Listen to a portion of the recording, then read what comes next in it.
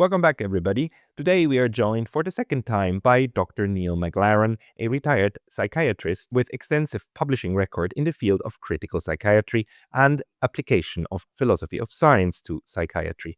Niall, welcome back. Good morning. How are you? Very good. And I'm very glad that you actually reached out to me again because you reacted to one of the videos that I put out the other day. And you complained about it. And I thought that was like very fascinating. So I wanted to have you back. Can you maybe tell us first a little bit about yourself? Why is a psychiatrist actually so much interested in world politics? And then take it from there. Well, there's always that thing that you may not be interested in politics, but politics is interested in you. There's that. We just can't escape it. But yeah, my background is psychiatry, and a lot of that was in the north of Australia, in the remote areas. But I've always had an interest in philosophy for psychiatry, and so I've written. One of the important things about psychiatry is it doesn't have a model of mental disorder. People are astounded when they hear that, but it doesn't. So I have actually written one called the biocognitive model, and I thought I would test it in a completely separate field to see how general it applies. And I just thought, well, politics, why not? That's a good field.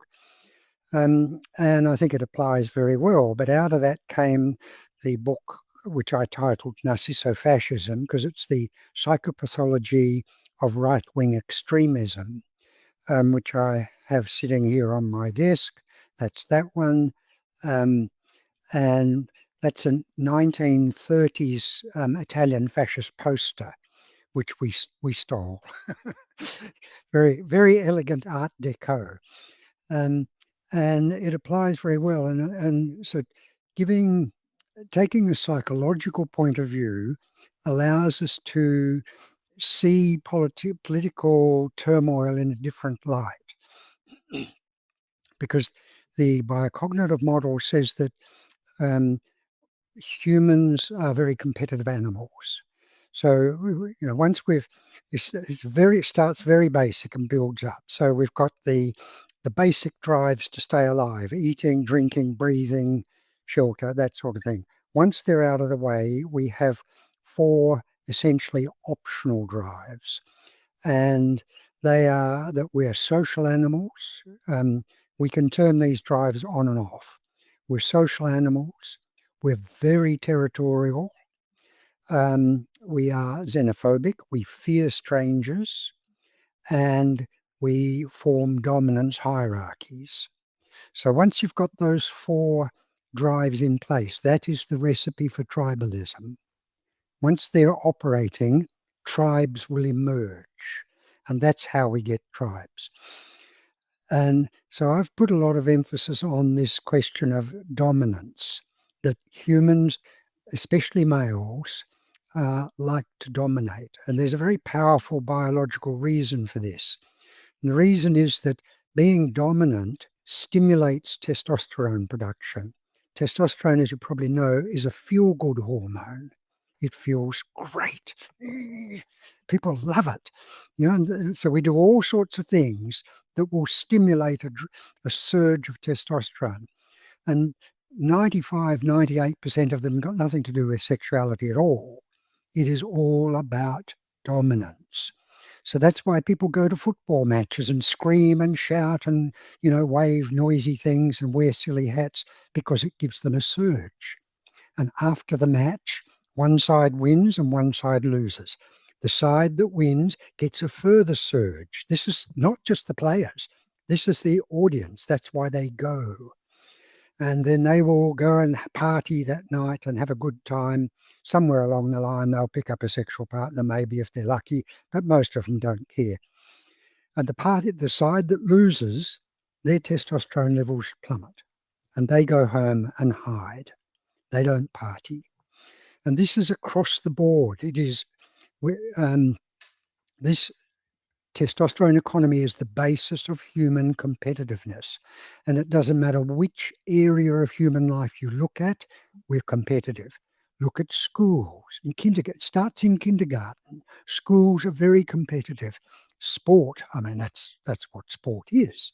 Academia, incredibly competitive. Business, the military, oh my God, you know. And so we like to form hierarchies. And the higher we go up the hierarchy, the better we feel.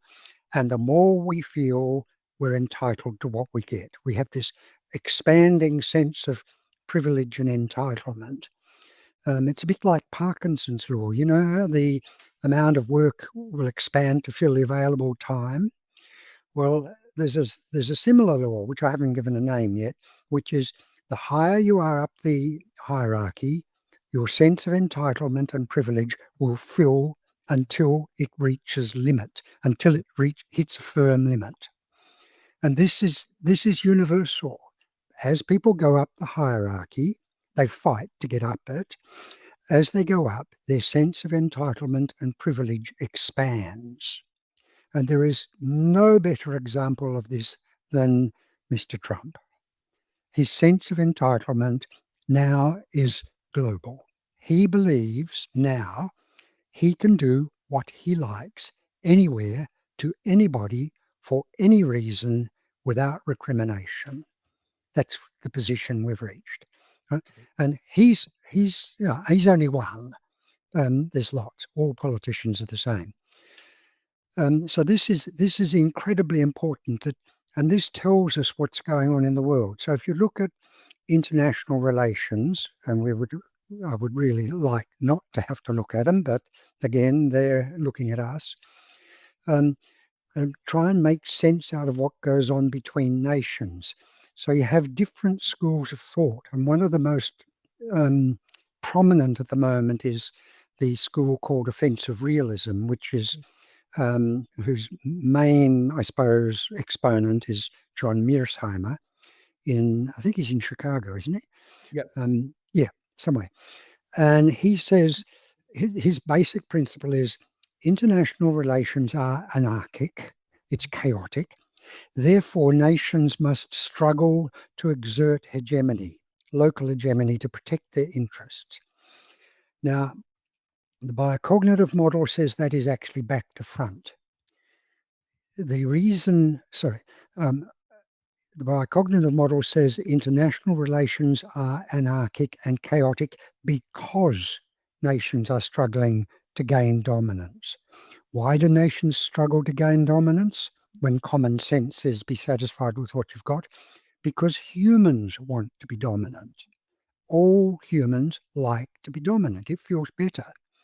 Right? So that's and this is, a different way of looking at international relations, that it is the constant struggle to gain dominance which is creating anarchy. Therefore, if we can rein in this brawl, this constant, almost universal brawl to gain dominance, somehow rein it in, we may be able to live reasonably peacefully. Hey, very brief intermission because I was recently banned from YouTube. And although I'm back, this can happen anytime again. So please consider subscribing not only here, but to my mailing list on Substack. That's pascalotta.substack.com. The link's going to be in the description below. And now back to the video. May I just add one thing, because I believe that there's one thing that I think about Mearsheimer. I don't think he says the states must strive for dominance. I think he says they will, as in that's just what they do. Hence, if that's what they do, then everybody else will adjust to that, and then the logical thing to do is X. But so I don't think there's an inherent incompatibility between what you're saying and Mearsheimer. But we can go there. I mean, please. Yeah.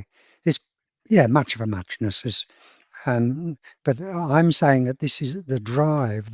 Now he doesn't offer an explanation as to why international relations are chaotic. I say it's chaotic because of the human drive for dominance. And now you could say, well, that's okay. We just let somebody be dominant and we'll live in peace. No, because the other side of the dominance drive is our abhorrence of being oppressed. So that's the paradox, what I call the paradox of hierarchy. We have two drives built into us. One is the drive to be dominant, and the other is the drive to avoid being oppressed and subjugated.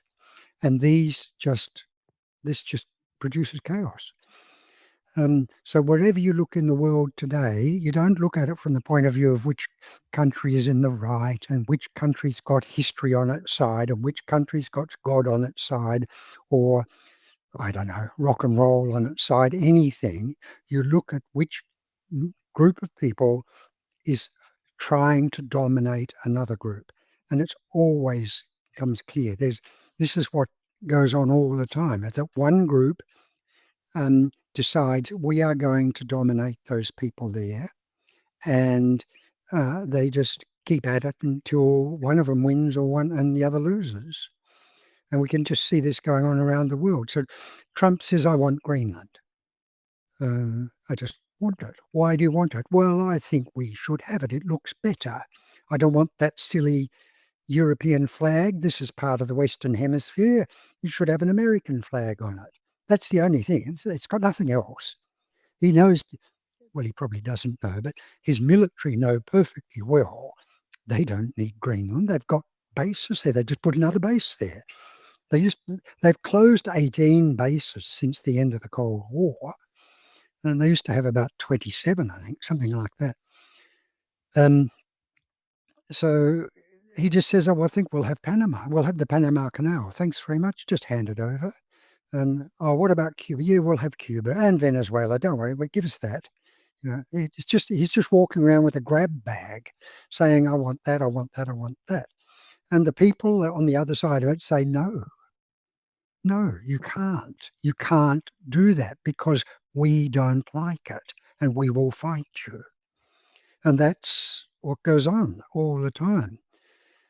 And at the moment, we've got the chaos in Ukraine and we've got the chaos in the Middle East. And it is each case, it is one group saying, we are going to force you to do as we tell you. And the other group saying, no, thank you.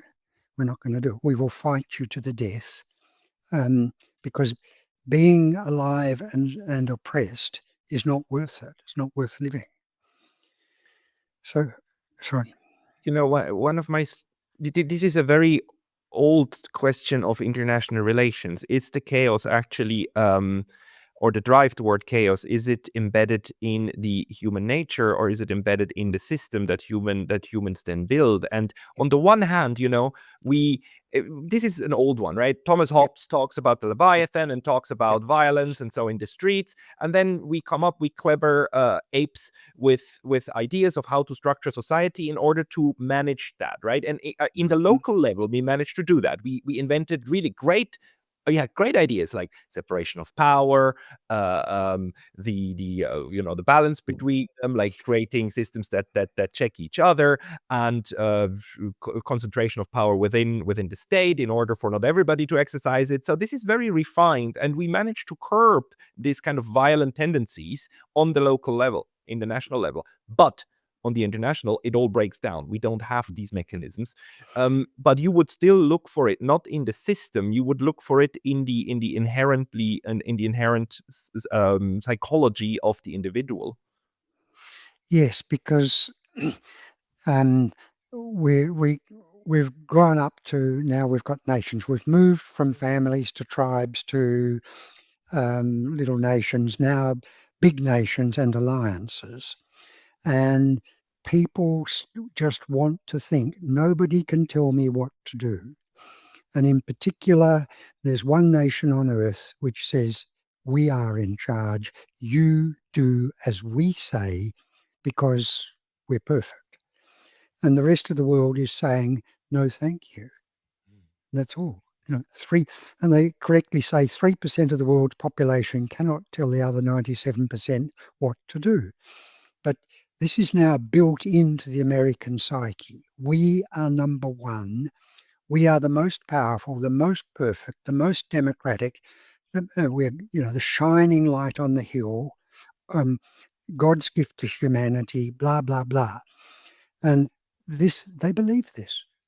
They just believe it. Now, if you come here, I can't show you outside the window, but I think we've got a pretty good place here. And I just want nobody else to know about it. The best thing is if the world stays away from our corner of the world, because we've got a pretty good show.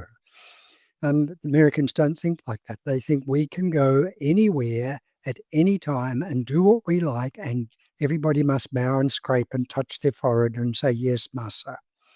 This is built into them. I mean, I would defend the Americans and say like a large part of Americans actually just likes being at home and having Yes. their own backyard for themselves. I mean, they even Yes. say so. I mean, the MAGA base is actually the ones who say like we just don't want all of these pesky points, right? So, but why is it then that this psychology and psychopathy of some of these leaders then starts to produce like exactly the stuff that a large part of the population would not want. I mean, same in Europe, right? Of like going and helping to bomb countries in West Asia, and then all of these migrants come to Europe, and you go like, how can they? Well, if you bomb their houses, then they're gonna move, right? But can you speak to that a little bit? Um, well, I think there's a whole lot of factors, and you would need to do a very extensive sociological survey of the US. But I think point number one is that the average American, there's 330 million of them. The great majority of them know nothing about the rest of the world, and they don't care. You know, they think we've got a great country here. This is fantastic. We've got the best education and health system in the world, blah, blah, blah. They don't know anything. And they're quite happy like that. And so a lot of them, a huge number of them are completely fooled by the propaganda. They just believe it. Um, and they stand there each morning and have their Pledge of Allegiance or whatever it is. Australians would be we'd die of embarrassment if we had to do that. And you go to the US and you see flags everywhere. And what are these stupid flags? How ridiculous. What do you want a flag for? And this is just built into them. And it's over. Glenn Greenwald said, we get this from the moment we're born, that we're the best, we're the greatest, everybody else owes us in the world, blah, blah, blah. We don't have any of that, and we're quite comfortable. But anyway, so there's that factor. And they don't know what's going on overseas, and they don't care because it doesn't impinge on their lives. And they really don't care what the government gets up to overseas as long as it doesn't affect them. Well, of course, now it is affecting them. And so there's going to be a lot of trouble. Mr. Trump will find out. Um, and so I think there's that factor built into it. And the British had the same attitude. And the French, all the Europeans had this attitude. We can do what we like because we're so superior, we're so fantastic. And and this is where the word you niggas and you wogs and you, all of you coloured junk, you just do as we tell you. Yeah, And this is, that's the approach, and that's the colonial mm, mindset of the last mm, 500 years, and it's yeah, absolutely horrendous. But what then happens, like on a psychological level, when that hits a wall, a brick wall, and maybe now the bricks wall, and we can see how it didn't work with Ukraine and Russia, and it seems to be failing with Iran. And what happens then? I mean, because like this is the first time in 500 years that these white European colonizers yes, and genociders and exterminists yes. are not able to do that anymore. What then happens? Well, it's going to. I think the US is heading for trouble, Mm, serious trouble. I mean, Britain's in a decline. Western Europe is in a decline already. Britain's collapsing, which is long overdue.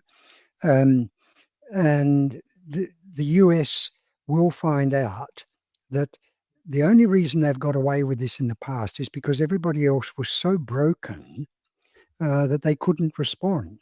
But the way to deal with any behavior, starting with children, small children, you set limits on that child and you enforce them. So you say, do not pull the cat's tail or she will scratch you. And then the child comes and says, look at my hand, pussy scratched me. So, well, tough biggies.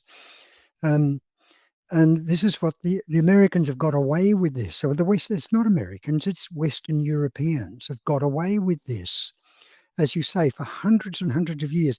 The other thing is that most Europeans don't know how dreadful their history is. They have no idea oh, yeah. what Belgium got up to in the Oh, yeah. Congo. They and they have no idea. Very few Western Europeans have heard of the 1943 Bengal famine, for example, which was engineered by the British and 3.5 million deaths. Nobody knows that. And there's hundreds of these, thousands of these examples. So now, particularly with Russia, or what's the USSR, but now Russia and China and the other nations, they have lifted themselves up. China has lifted itself up, and they're not swaggering around bashing people. They're just saying, no, you're not going to. That's what they're saying. And that's perfectly legitimate. But the Americans can't handle this. It just drives them completely insane. So this is all because their national psyche is now tied in with feeling good. Every time they see their flag, they get a flutters in the heart and something else. They get a surge of testosterone. And they're so used to this that they can't conceive of life without it. And when you listen to people like Stephen Miller and all of those dreadful, dreadful people, that's all they think of, crushing everybody else. Now, you wrote this book on Narcisso-Fascism.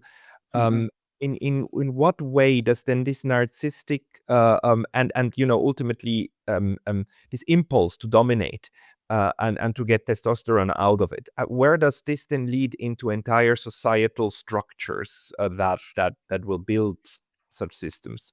Because the political structures that we have, and this means economic as well, Mm. um, are designed to attract people who like power.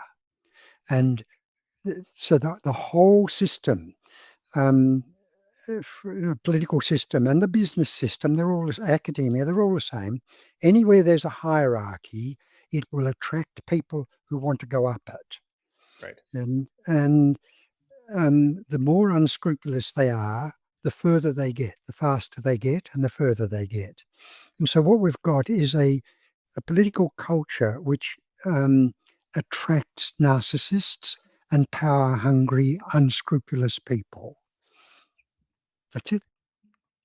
Does That's the all there is. question though, is this system it seems to me that the system itself is inherently also dangerous to these narcissists, right? Because if you fail, and so another one of these people takes you out, you lose, right? And overall, the system is one which perpetuates itself, but it's actually quite dangerous for these types who are in there. You will always have one on the top, but the ones vying for power, they have to take each other out, right?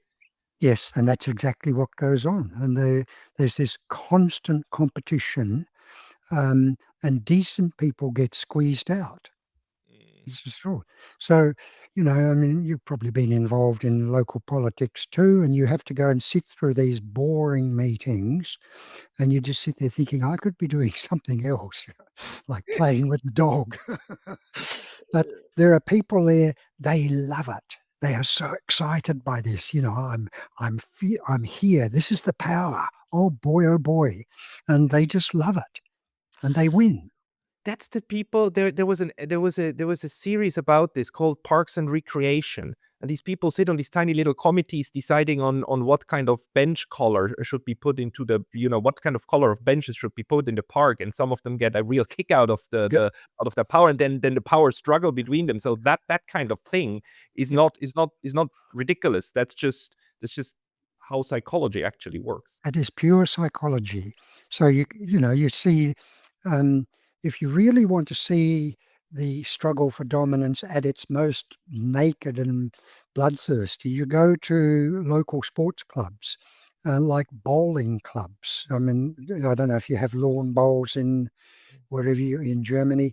Um, they were notorious. You'd have one group who wanted to do, as you say, paint the park benches green, and the other one who wanted them blue, and they would be at each other's throats. And this was notorious. And so the whole political process is an apprenticeship in culling out decent people and leaving the dross. And the as you see, the political scene anywhere in the world today, we have the worst people. It's called kakistocracy. Yeah. I think you've heard that before. And that's exactly what's going on. The scum rises to the top. Sorry, but that's But I mean, again, at the end of the day, though, we see moments in which large civilizations really create prolonged periods of prosperity for a relatively large group. So, are there instances in your mind where civilizations managed to to manage that, to kind of come figure out mechanisms to curb these instincts? Because if I understand you correctly, then you would claim that this is universal for the 8 billion people we are on this planet. yeah, This is not just the Americans. The no, Chinese have these no, instincts, the Russians, the Indians. So this is universal, right? So why are yes. some of them more violent than others? Good question. I really can't answer that. But when you look at the scope of history, there hasn't been a day of peace in the world ever. Yeah. And 90% of the world seems to be on fire at any one time. There have been brief periods where things seem to go well. And 1950s and 60s USA was a good example. That was a golden age for workers. But then the people at the top got greedy. And you'll be aware of the Powell memo um, from 1970, I think, where they decided we don't like the way things are. We think that there's too many, we think we should get more. This hierarchy is too flat for us. The workers have got rights and they've got their houses and they've got their education and they've got their health benefits, but we think we should have more. We wealthy people need more. And so they started this program which led to neoliberal capitalism. And um, as a result, we've had increasing inequality around the world. Um, I mean, you know the figures perfectly well, how uh, the take-home pay of the CEOs in America has gone up like Mhm. hundreds of times compared with workers, hundreds and hundreds of times. Um, and so people get greedy. As I said earlier, the sense of privilege and entitlement grows until it hits limits. Yeah, because the system and the way that we also think about this, I mean, the CEOs don't compare their salaries with the salary of the worker. They compare their salary with the Yeah, salary of the other guy. that's So right. you Yeah, you compare here, but you yes, work vertically, right? So that's this. correct. Yeah, that's exactly what goes on.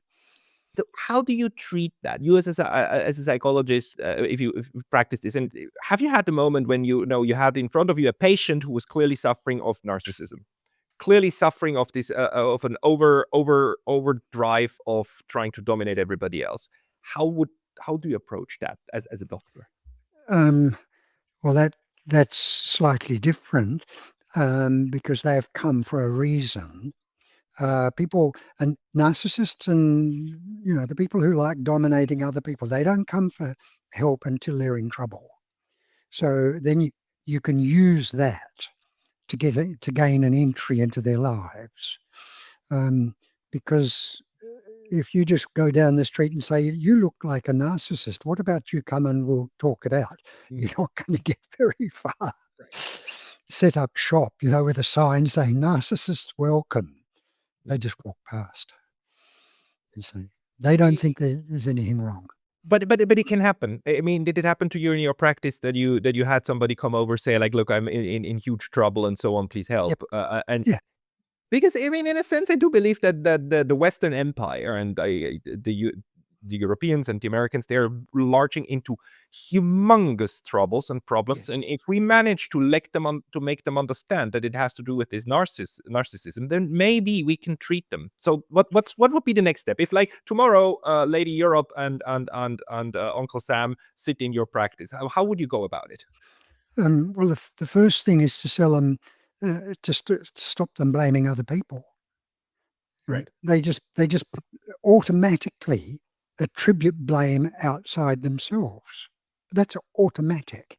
So America just sits there and says Chinese aggression. There's no Chinese aggression. It's just zero aggression. But they just do this, the threat from China. We get this all the time here. 50%, a recent survey said 50% of Australians think they're going to be attacked by a foreign country within 5 years. This is all bullshit. Pure, unadulterated bullshit. It's pure propaganda manufactured by the people at the top for their benefit and hang the costs to the country. They don't care. Their sense of entitlement says, I don't care what happens to the poor people. They're the ones who are going to go into the army. They just do their duty and shut up. You see how this is pathology. They will usually then fight back, right? Narcissists will say like, no, no, no, actually, I understand I'm not perfect, but the other one is much worse. That's right. Uh, how do you crack through that? Well, you'd have to wait until they come asking for help. They're in serious trouble. They will not come until they're in serious trouble. So, you take, for example, the country you're familiar with, Germany. They were totally involved in the idea we are going to dominate the entirety of Eurasia. Yep. And Hitler set this out very clearly in Mein Kampf, that the goal of what would become the Second World War was to invade, conquer the USSR, because the Germans are superior people and the Slavs are inferior. And the inferior people have got all this land. They're not going to do anything with it. They'll never amount to anything. And we Germans don't have enough land. So we are therefore entitled by the law of nature. And he actually says that. I can't say it in German, but he says that. It's the law of nature that gives us the entitlement to go there. We will take their land. We will cull half the population, get rid of them. They'll be killed. And the other half will become our serfs. They will work our farms and they will work in our factories and mines.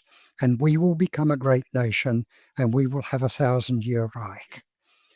And that is all set out. I just actually was looking at that. That's all set out there. This is the English version, the original one from 1939. It's a facsimile. Chapter 14, Volume 2 says Germany's policy in Eastern Europe is going to be, we will take possession of this land and we will build a glorious ethnic empire which will last 1,000 years. And if we don't, we will collapse and the world will go into a dark age. That's what he says it all. It's all set out.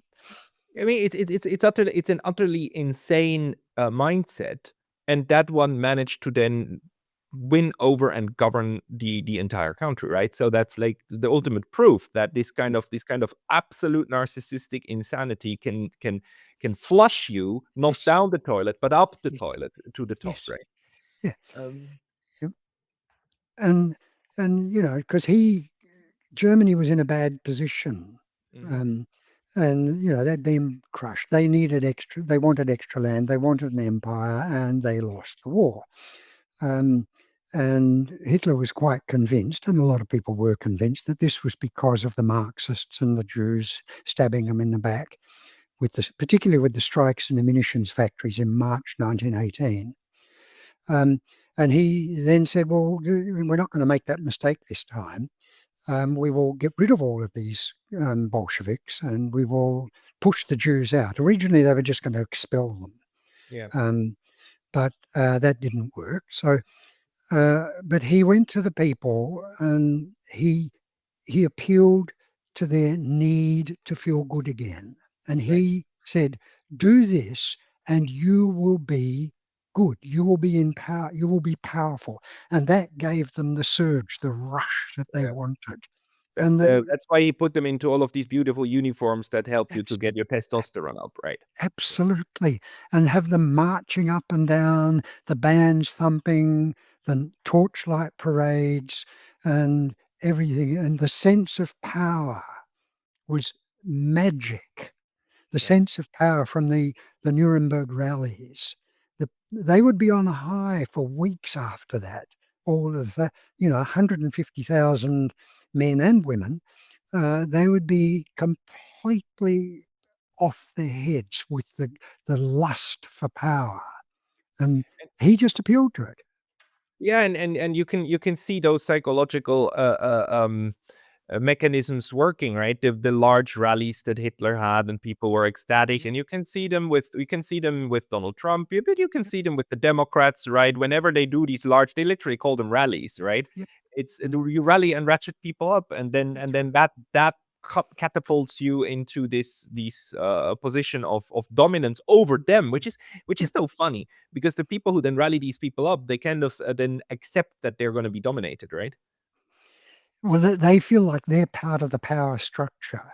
Right, right. You see, so Yeah, they're getting their jollies from being part of the power structure. It's like the football team. There's only 11 players or whatever it is, 18 players here on the ground, but there's tens of thousands of people around them getting a thrill, um, a surrogate thrill by being part of the excitement. And they get wound up and they say, our team's winning. This is the best. We're winning. I'm winning. I'm part of the power structure. And this is humanity's fatal flaw. We love power.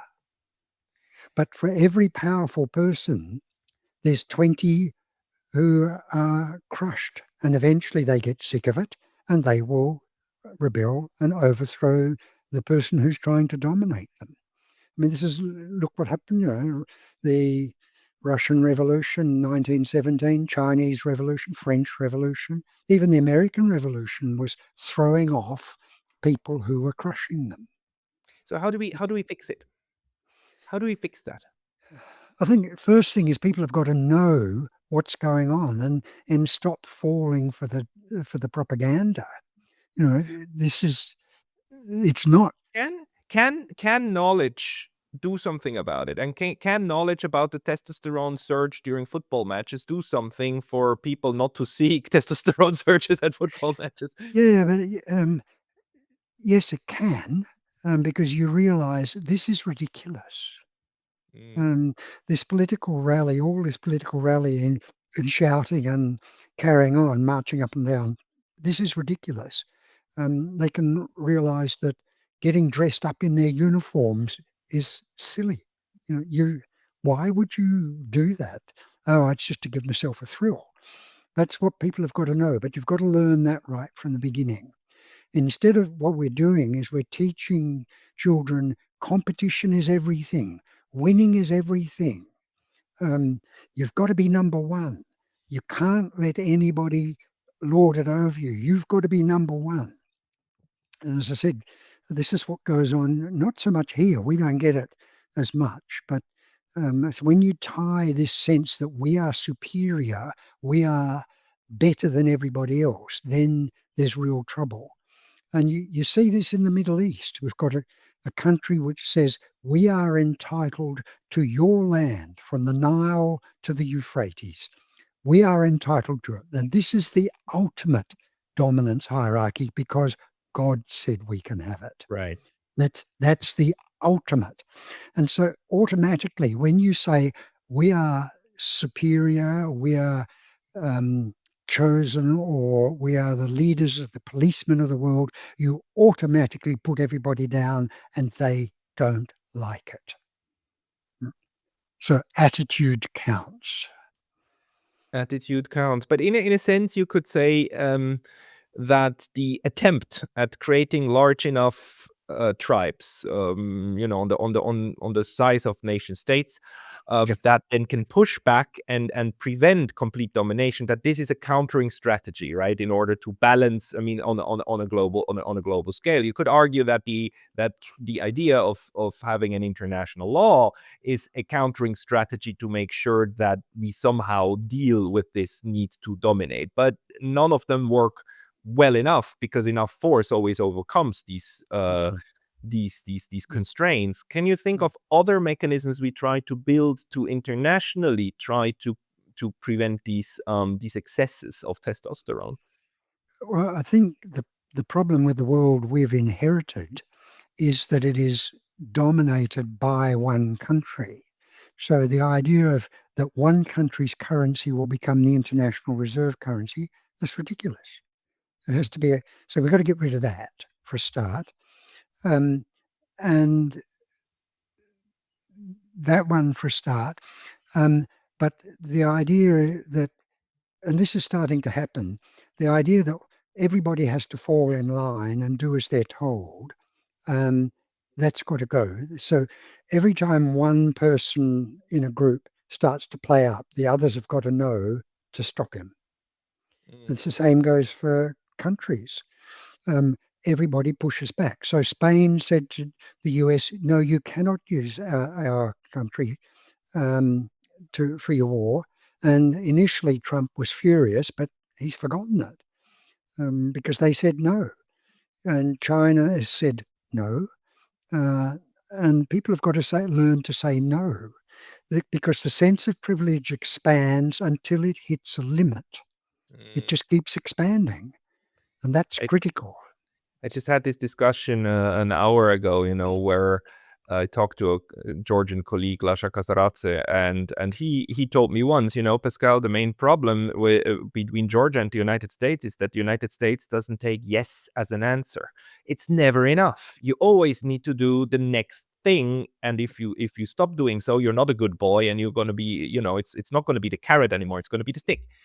Um, so that's this thing, that's this kind of like expanding entitlement that then always leads to never enough, never enough. That's, that's never enough.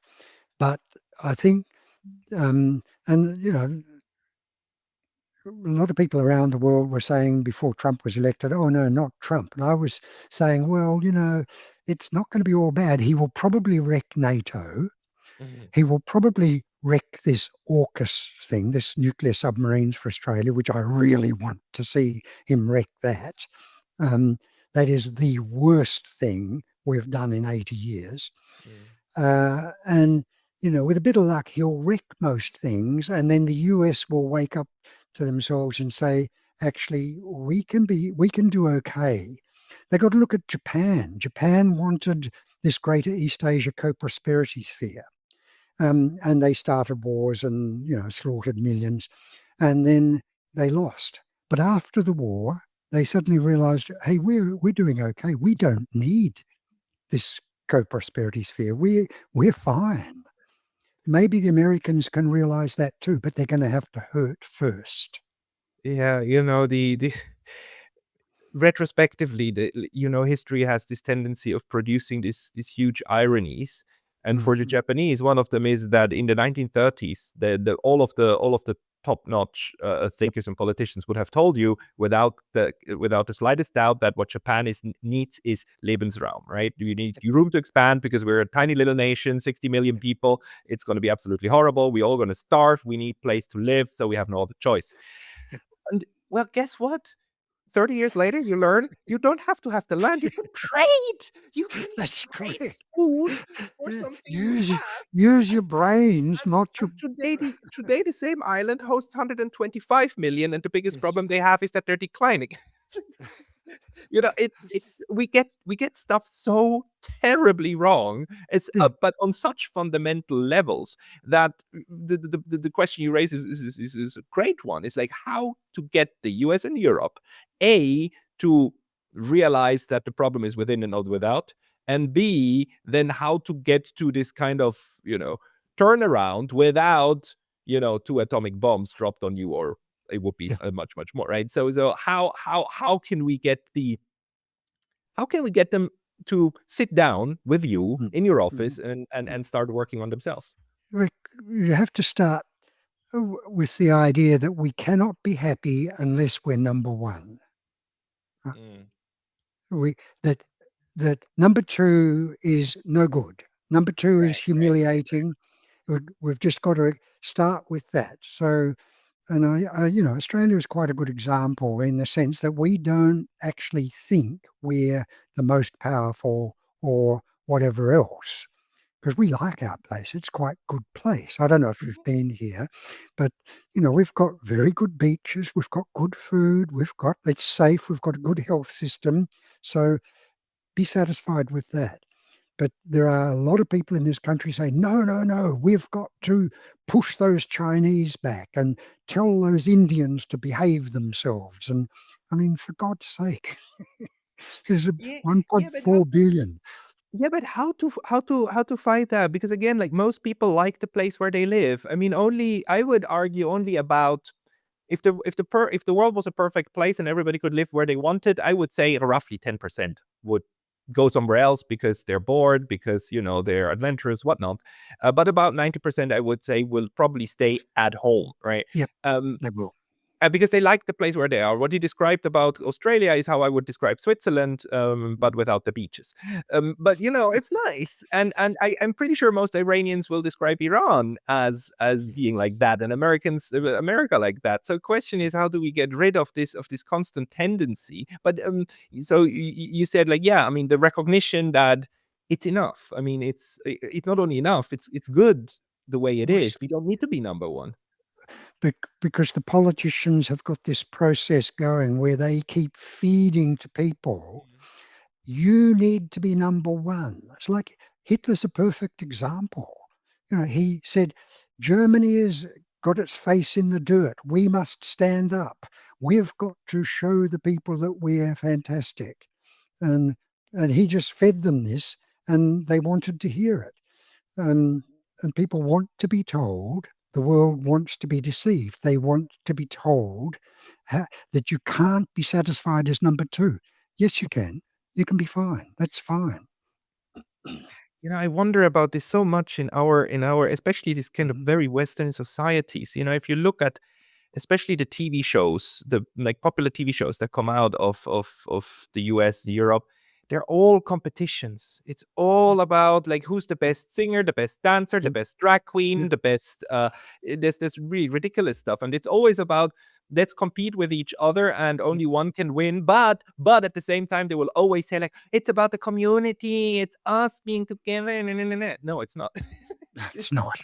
It's not at all. It's training people to think in competitive terms, which starts at almost the moment you're born. It Yeah. never stops.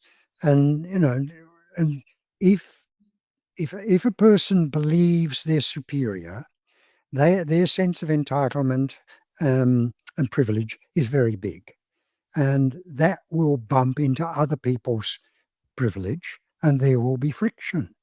And people are you're told this from birth that we are entitled to this. We're the best. No, you're not. You're average. We're all average. Yeah, but is there a value in in telling people even they're average, you're great. You're not the best, but you're great. So let's work on being as great as we can Yep. without being better than the others. It's like you don't need to strive for that. You just need to strive to be good. Is there a value in trying to? Because if we tell them you're average, I mean nobody wants to be average, right?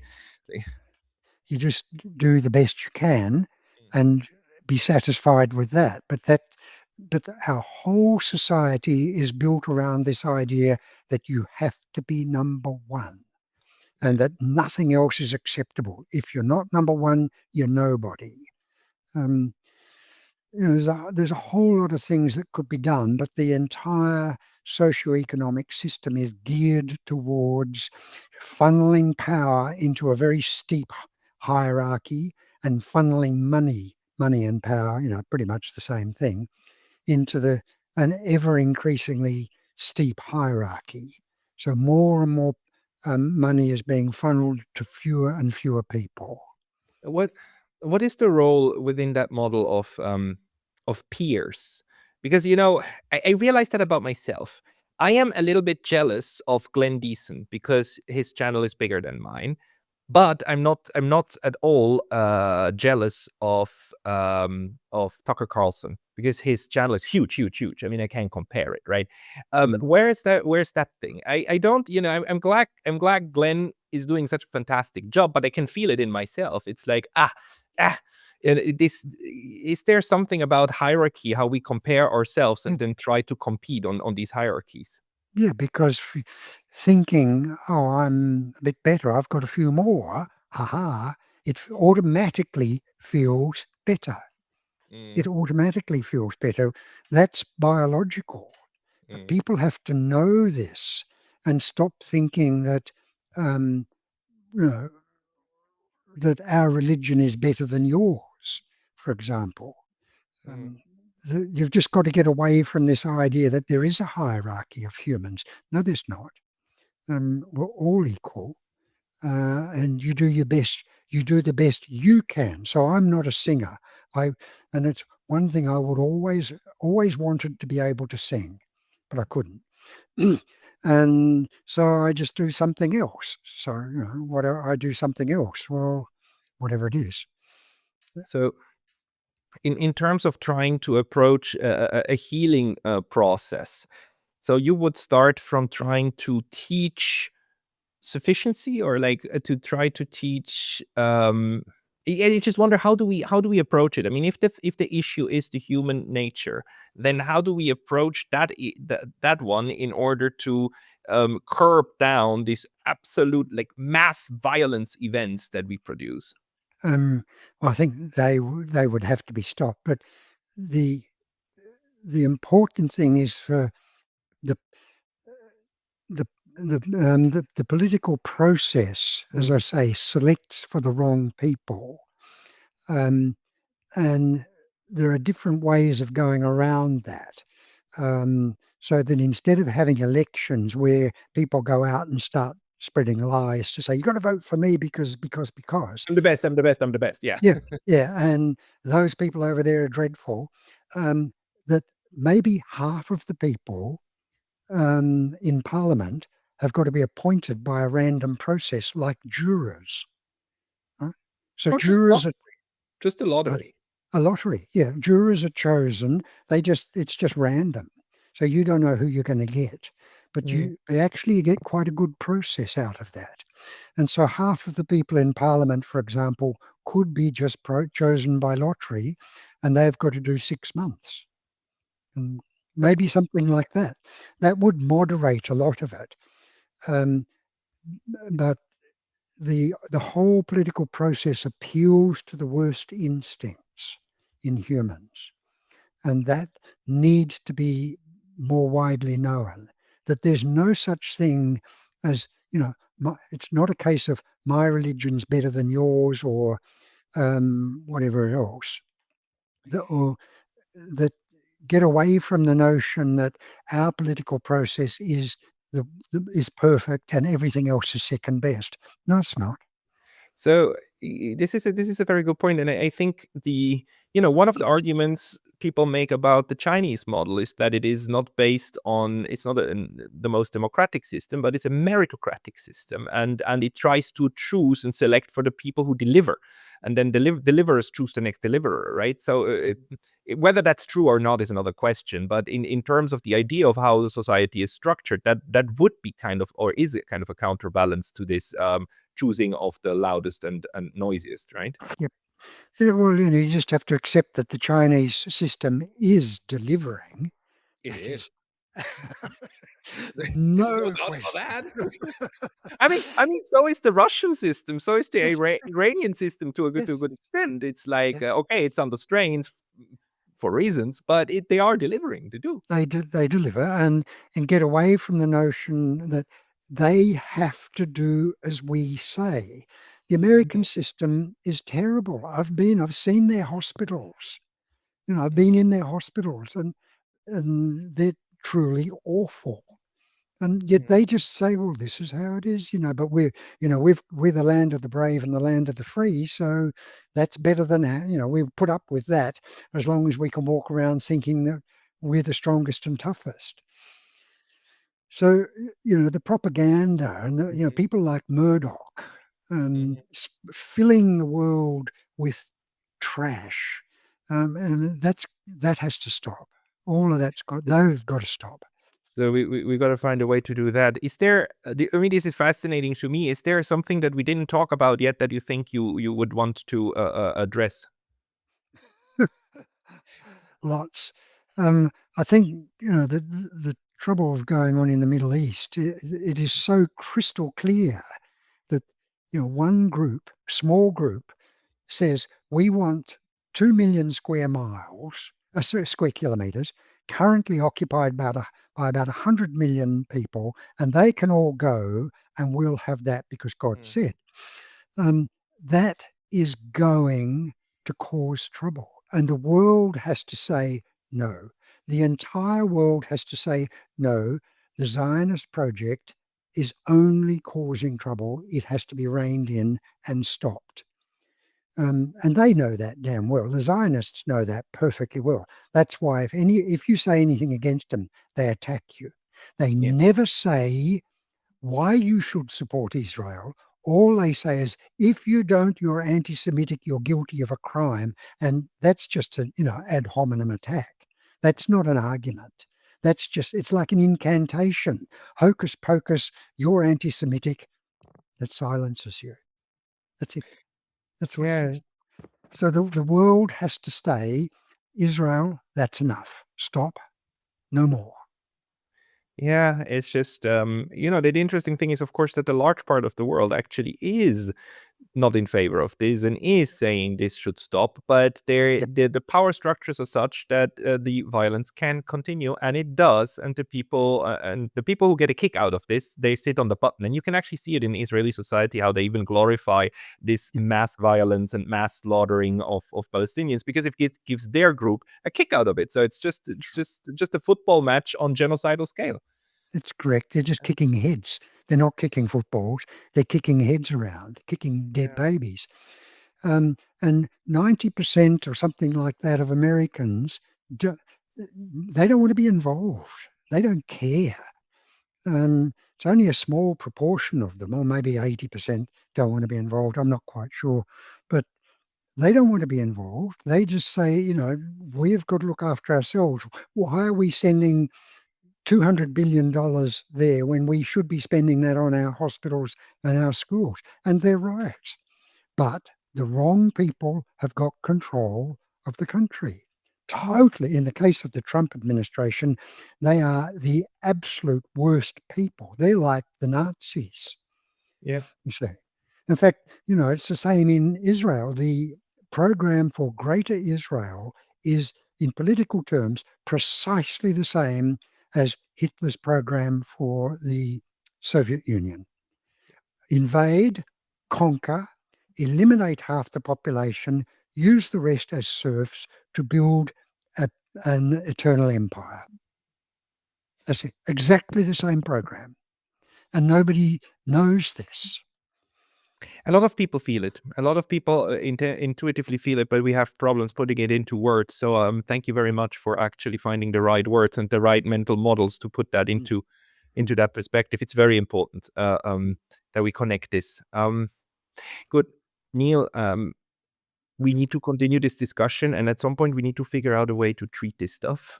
Hopefully, we don't have to drug 8 billion people to stop it. But there's a novel I read that, or a short story by Stephen King actually, about achieving world peace, and it all ends up with people like poisoning the wells, and then all of us go lethargic, and that then achieves world peace because it takes away, but then also people start dying because nobody produces stuff anymore. So Exactly. So um, it is not a matter of putting drugs into the water supply, which is an old idea.